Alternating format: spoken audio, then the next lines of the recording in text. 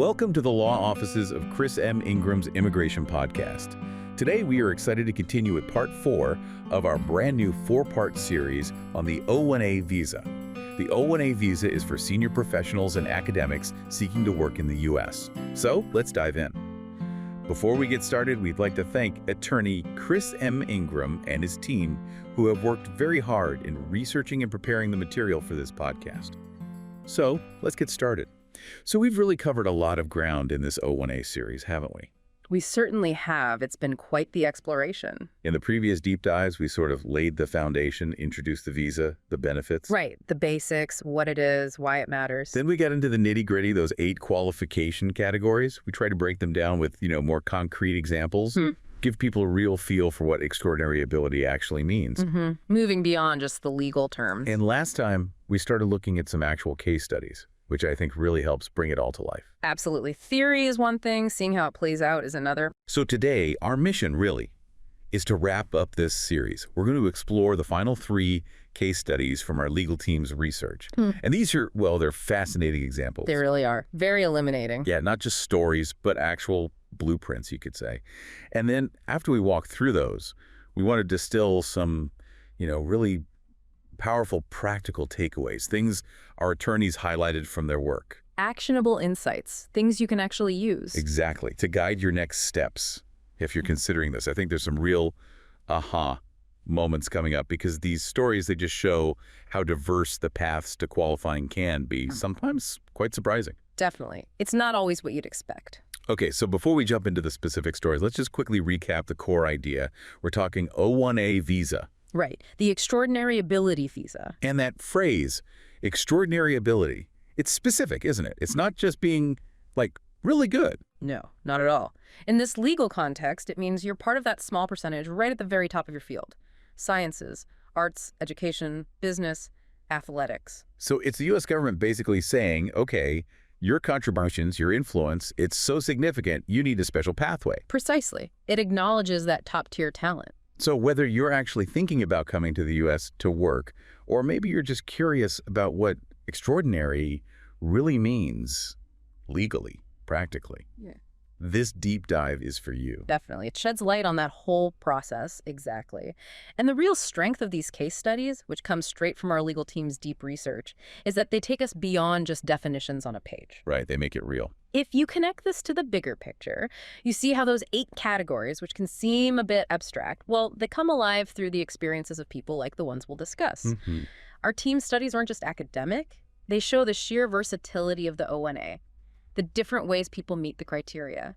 It's not just about being famous, though that can be part of it. It's strategic, too. Absolutely. It's a strategic bridge for talented individuals to bring their skills here, amplify their impact in the U.S. And for the U.S., it means getting top innovation, boosting the economy, adding cultural richness. A win-win, ideally. It's meant to be. It strengthens the U.S. globally. Now, it's a tough process, no doubt about it. Yeah, we've established that. But the opportunity to contribute your unique talents here, that's pretty profound. Okay, so where it gets really interesting, our first case study today.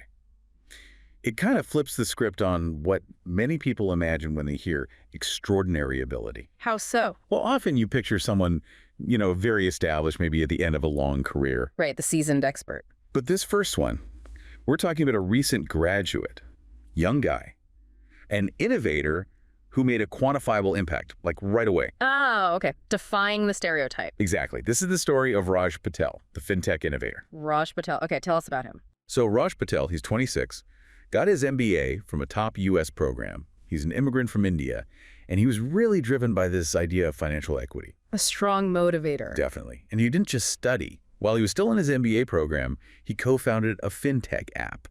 And this app was specifically targeting microloans in underserved communities. Wow, so still a student, but already building something impactful. Right, making waves not just in school, but in a really tough industry like fintech. Okay, so despite being young, relatively new professionally, how did he manage the O-1A criteria? Our researchers found he strategically met 4 distinct categories. 4? That's impressive for a recent grad. It is, and he did it through very targeted, high-impact projects and crucially, by being incredibly diligent about collecting specific evidence. His case really shows how early achievements, if you document them well, can build a powerful O1A petition. You don't always need decades of experience. Okay, so break it down. Which categories? All right, first up, Category 1, awards. Raj won the National FinTech Innovation Award. Okay, National FinTech Innovation Award. Sounds significant. It was. This wasn't some small local thing. It was at a major national conference, over 200 entrants. And the key for USCIS was that it's an independent award from a reputable organization. It clearly signals national recognition. And what was the award for specifically? Specifically for his app's algorithm. Get this.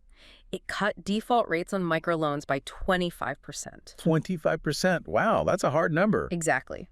The judges were blown away, praised its scalability, called him an emerging leader.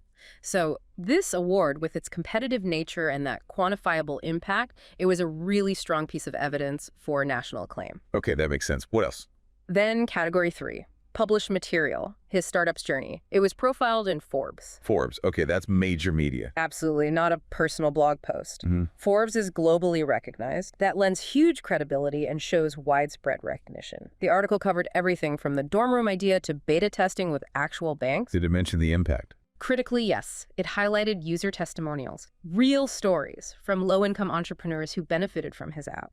So it showed the innovation and the social impact. The fact that it was in Forbes, reaching a wide audience, independently written that strongly supported this category, proved that public recognition. Okay, awards, published material. What's next? Category 5, contributions. This was pivotal.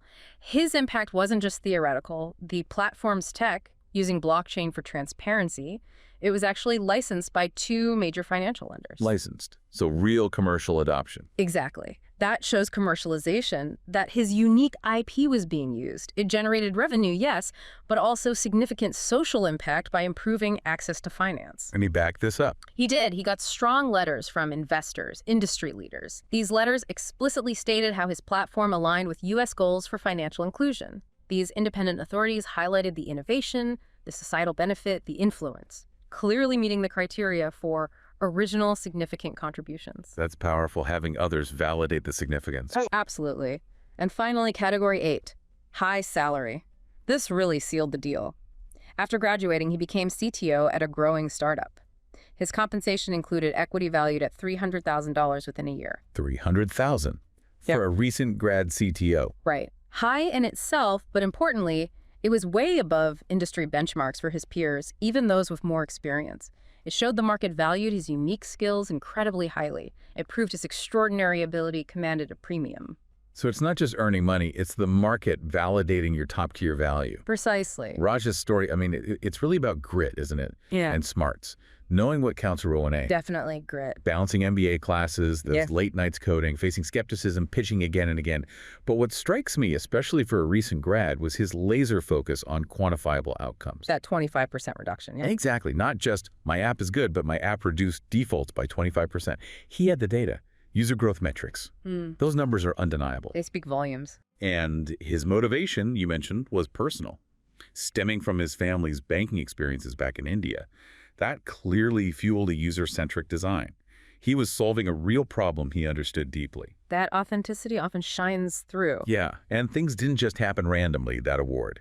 It came after a really impressive demo at a conference that caught the eye of VCs, leading directly to seed funding. So one success built on another. Exactly. And the Forbes piece, it wasn't just fluff. It cited hard data, like empowering 10,000 users already. His contributions also included partnerships with nonprofits working on financial literacy, amplifying the good. Expanding the impact. And we should also mention the cultural piece. He talked about navigating cultural adjustments, using his background to bring diversity to fintech. That unique perspective likely strengthened his whole narrative, made his case stand out. There are just too many visas out there, and I don't know which one is right for us. We need to get the right advice.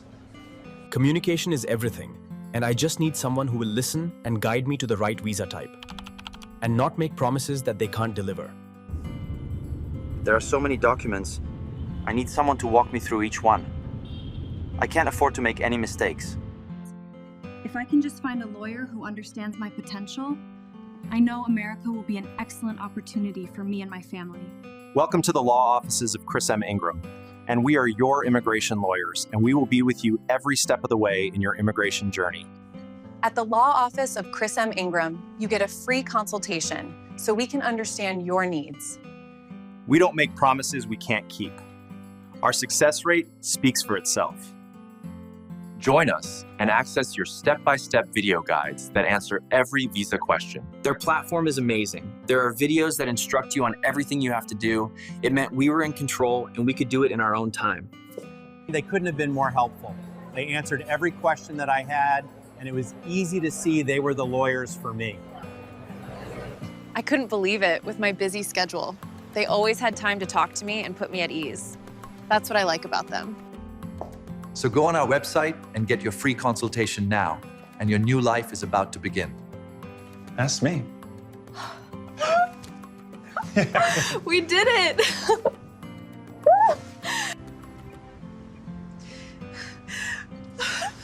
We did it! We did it! Oh my God, I got my visa! Yes, I did it!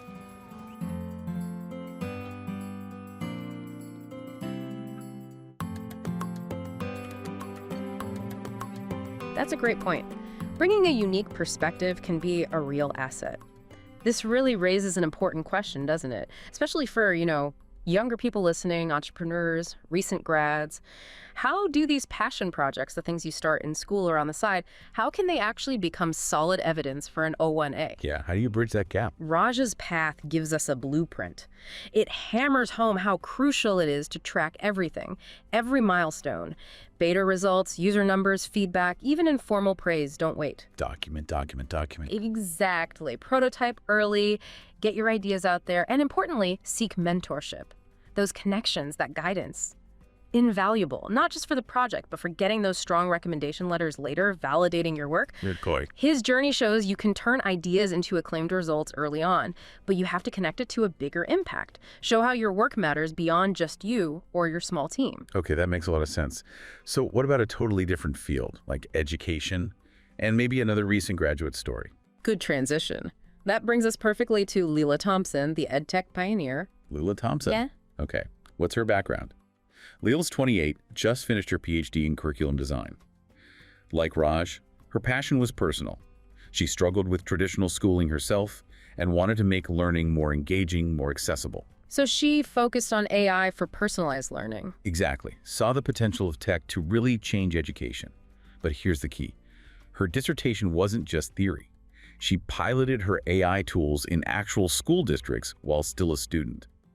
Demonstrating impact early again, practical application. Right. Showing tangible results, better engagement, even before she officially graduated. That made her stand out immediately. And Lila, much like Raj, proved that new grads can demonstrate that focused, real-world impact needed for O1A. Our researchers found she also met 4 key categories, really showcasing how academic work, when applied practically, builds a strong case. So even in academia, it's the application and impact that matter most for this visa. Precisely. It's about influence beyond just publishing papers. Okay, which categories for Lila? First, Category 1, Awards. She won Best Paper at a National Education Summit. National Summit. So again, significant competitive recognition. Exactly. Not just a student prize. This was a major gathering of academics, policymakers, practitioners. The award recognized her innovative framework for personalized learning, setting her apart as a rising star in edtech. The national scope was key. Got it. What else? Category 5, Contributions. This was very strong. Her personalized learning framework, it wasn't just a paper, it was adopted by 10 different schools across several districts. 10 schools adopted her PhD work. That's impressive. Highly compelling, especially for a recent grad. And it wasn't just adopted, it led to a 35% boost in student engagement in those schools.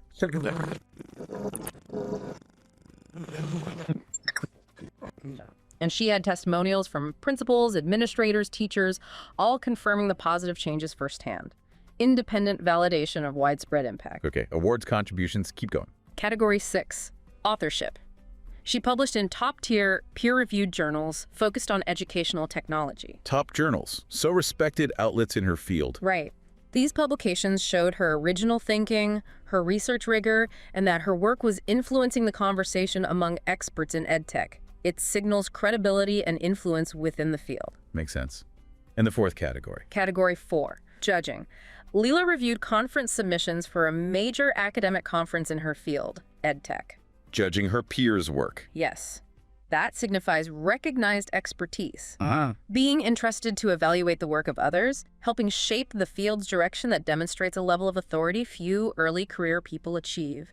Strong evidence of her standing. Lila's path, again, it shows that dedication, having a clear vision, and focusing on practical results pays off, even straight out of a PhD. Absolutely. You imagine the late nights coding prototypes, but crucially collaborating with teachers, getting that real-world feedback. Right, ensuring it was actually useful. And her drive to address equity gaps. Like for rural students, that adds another layer. She wasn't just building tech, she was trying to solve a real societal problem in education. Purpose-driven innovation. Yeah. And she used those pilots brilliantly to prove her theories worked in practice. Turned abstract ideas into solutions that got noticed. Her inspiration came from seeing diverse student needs firsthand. That led to AI tools that could actually customize lessons. The best paper award came after a demo at that summit. Her publications grew from her thesis work. The contributions expanded pilots in over to 20 classes eventually. Judging grew from peer reviewing. It all connects. It builds momentum. And like Raj, her international background was an asset. She incorporated cross-cultural elements into her AI tools, making them more broadly applicable, more inclusive. That definitely distinguished her framework and strengthened her overall O1A case. Adding that global perspective. What's fascinating here, I think, is the clear message. New graduates can demonstrate extraordinary ability with focused, measurable impact.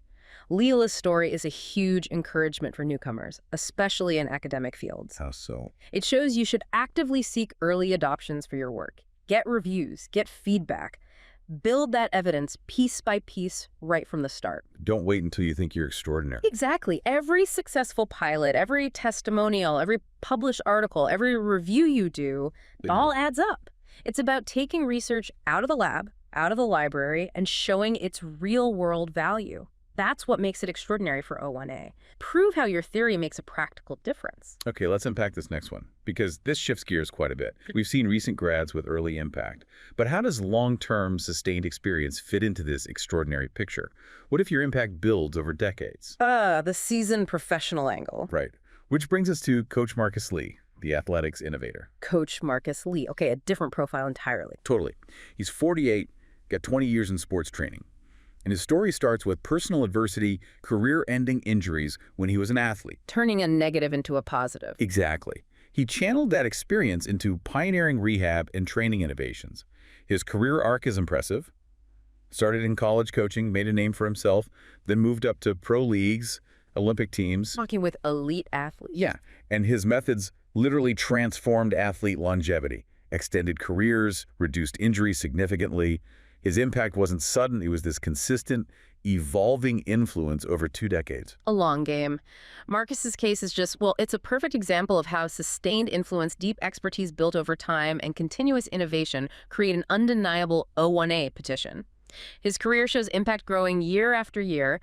Our legal team found he met an incredible 6 categories. 6 categories, wow. Yeah, it speaks volumes about the breadth and depth of his influence in athletics. Okay, let's hear them. Yeah. Which 6? All right, starting again with Category 1, awards. He received major honors from the Olympic Committee. Olympic Committee, that's big. Huge. And specifically for his training methods boosting team performances. He was chosen from international nominees, shows global recognition for his unique contribution to elite sports. Independent committee, quantifiable impact on performance, checks all the boxes. Okay, awards. Next, Category 2, memberships. He gained elite status in the American College of Sports Medicine. Which isn't just paying dues, right? Not at all. It requires serious vetting by peers, usually a track record of significant contributions.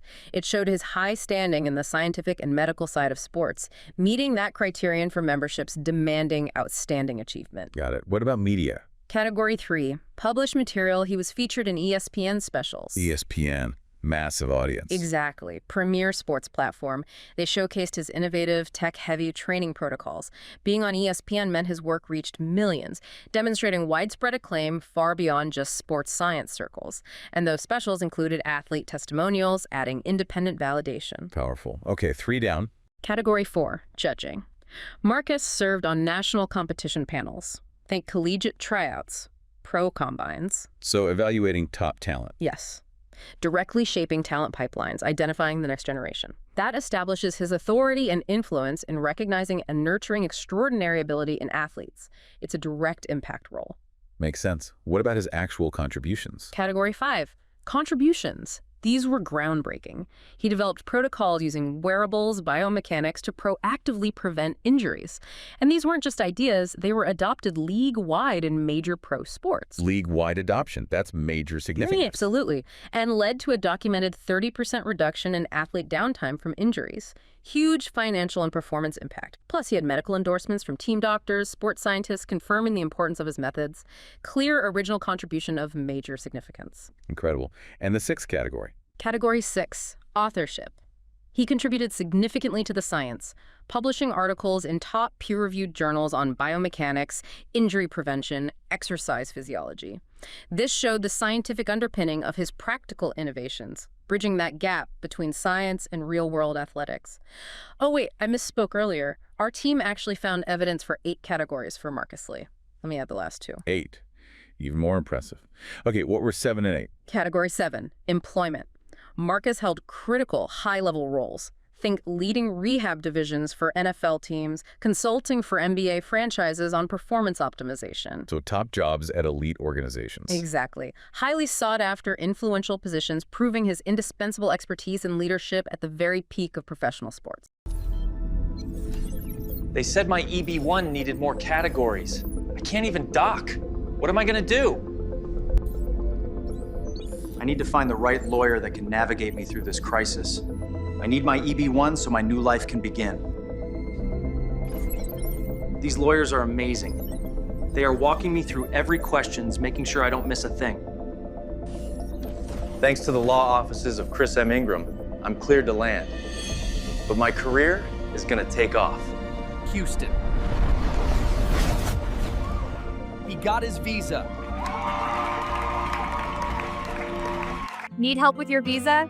Book your free consultation now at www.breakthroughusa.com and let us take care of you. And the final one? Category 8, high salary. This was clear from significant earnings. He had lucrative endorsements with major athletic brands on top of his high compensation from the pro teams. His reputation allowed him to command substantial income, showing that market validation of his unique top-tier value. Endorsements, too. Okay, so he really covered the waterfront. Marcus's story is just so compelling, weaving that personal injury experience into professional success. Using adversity as fuel. Mentoring Olympians, who then credited his methods for their medals. You can see how the Olympic honors follow those successes directly. Cause and effect. His elite memberships came from peer nominations, recognition of his contributions. The ESPN features used athlete testimonials to prove the impact to a huge audience.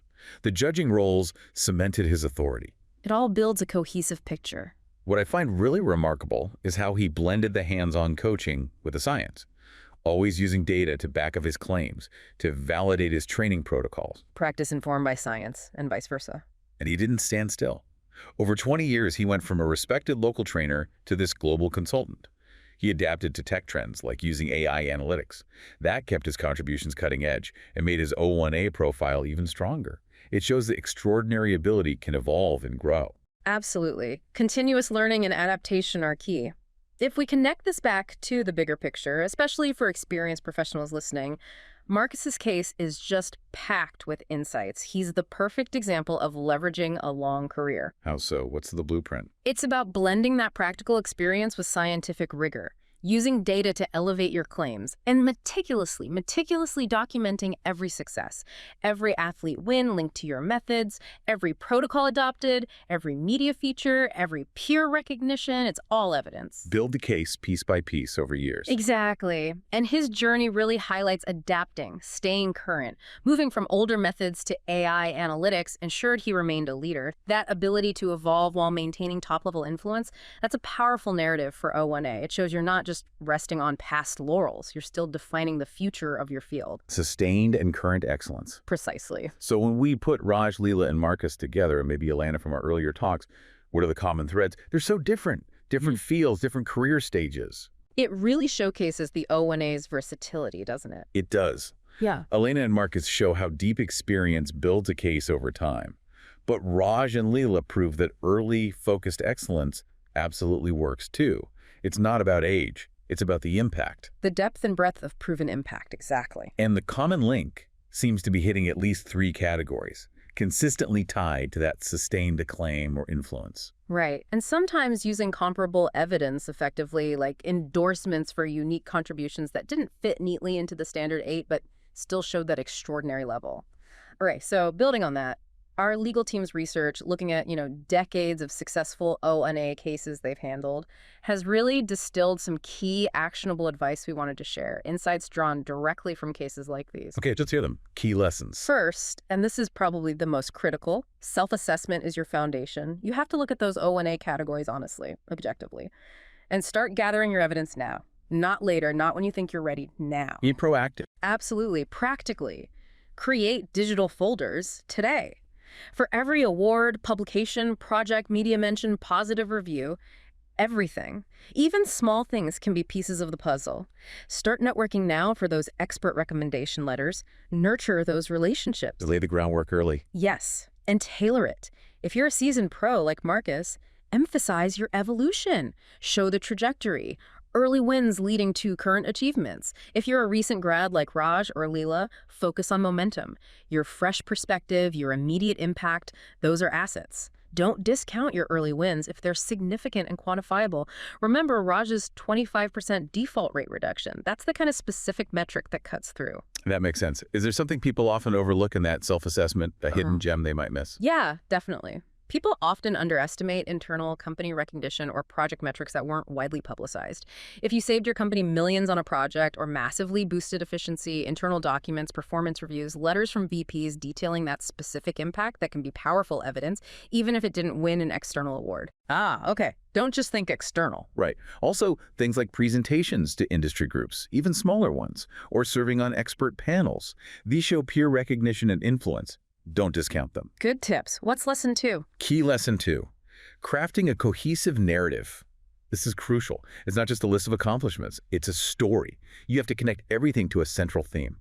What's your brand? Like Raj and financial equity, Lila and personalized learning, Marcus and athlete longevity. Exactly. Don't present things in silos. Show the connections. How did that award come from that contribution? How did your research influence that project? Show a pattern of extraordinary ability. And strategically, especially now, align your narrative with U.S. priorities, if possible. AI, green tech, health equity. These resonate because they show contribution to national goals. So it's about building an argument, not just a list. But how do you make that narrative compelling without it just sounding like reading your resume? Great question. It's about the impact statement and how your recommenders frame it. Instead of, I won award X, the narrative and letters should explain why it was significant, what problem you solved, who benefited. Use strong verbs, focus on results, and get independent experts to corroborate your unique contributions and their importance. Show the consequences of the achievement. Like Raj's app didn't just win, it cut default rates for vulnerable people. Exactly. That's the narrative power, which flows right into key lesson 3, leveraging comparable evidence. We mentioned this, but it's worth emphasizing because it provides crucial flexibility. If the standard 8 categories don't perfectly capture your unique contributions, the O&A allows for comparable evidence. The wiggle room. Right. As long as you can still demonstrate that extraordinary level of ability through other means. Think major open source contributions with millions of users, or an innovation that went viral and changed industry practices. These unique achievements can strengthen your case significantly. Can you give examples of how Raj, Lila, or Marcus might have used comparable evidence if one of their main categories was weaker? Sure. Let's say Raj hadn't secured those formal licenses yet for Category 5. He could have used widespread user adoption numbers, thousands of positive App Store reviews, significant buzz in tech blogs, and strong user testimonials as comparable evidence of his significant contribution and impact. Okay, showing impact through user adoption and acclaim. Exactly. Or for Lila, if maybe only a few schools had formally adopted her framework initially, but thousands of teachers were using her online resources unofficially, or her tools were highly cited on education forums or endorsed by influential bloggers that could serve as comparable evidence of widespread recognition and impact. So informal but widespread use. Right. And for Marcus, maybe some of his earliest, really innovative training methods weren't published or awarded right away because they were ahead of their time. But if he had documented consistent testimonials from athletes whose careers were saved or extended, or evidence that other coaches widely adopted his methods informally before they became official league protocols, that could be powerful, comparable evidence of his early, significant contributions. Our attorneys are experts at identifying and framing this kind of unique evidence effectively. That really highlights the flexibility. But I imagine people can misuse comparable evidence too, try to pass off something minor. Absolutely. That's the biggest pitfall, presenting evidence that isn't truly comparable in significance. It still has to demonstrate extraordinary ability, including minor internal company awards or claiming something went viral without data on reach and independent recognition that won't cut it. It needs to show a similar level of impact or acclaim as the standard categories. It's an alternative path for equally significant achievements, not lesser ones. That's where expert guidance, like from our team, is crucial to assess what truly qualifies. Got it. Quality and significance still matter. Which brings us to overcoming challenges. Yeah. The most common issues we see are under-documentation, just not having the proof or making vague claims. I'm influential, I made contributions. That's not enough. Specificity is key. Absolutely. Quality over quantity. Better to have a few rock-solid pieces of evidence than a mountain of weak stuff. Instead of published many articles, say, my article in X journal was cited Y times. And this is where consulting experts early makes all the difference. Our attorneys don't just aim to meet the criteria, they aim to exceed them. With over 20 years of approvals, drawing on our legal team's extensive studies, they know how to build a petition that truly stands out, making sure your abilities are undeniable to USCIS.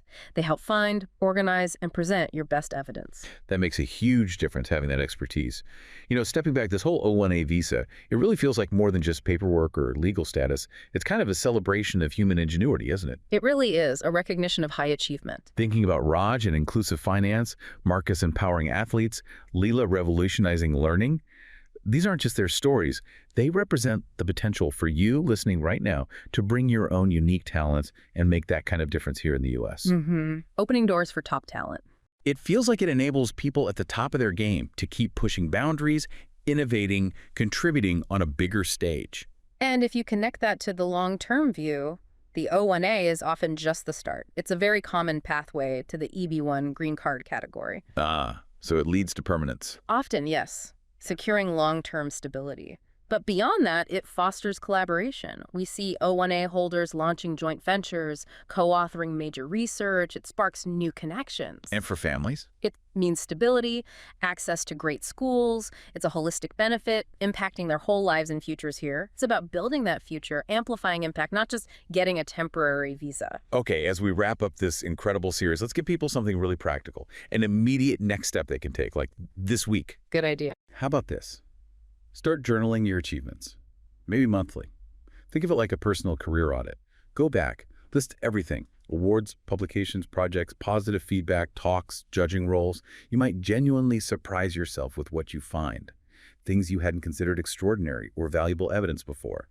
This whole deep dive is meant to be a launch pad, help you see your own potential differently.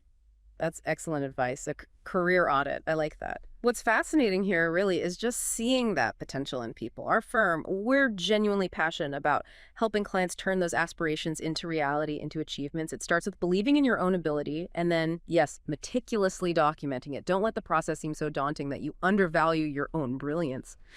Well said.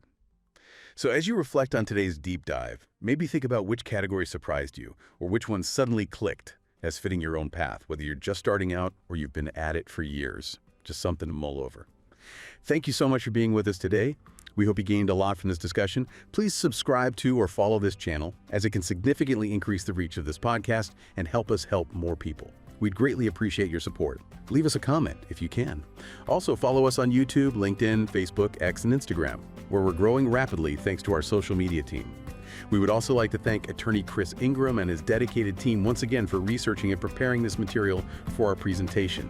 If you, a friend, or a family member would like a free consultation, you can visit our website at www.breakthroughusa.com and schedule an appointment. We'd love to hear from you and help you if we can.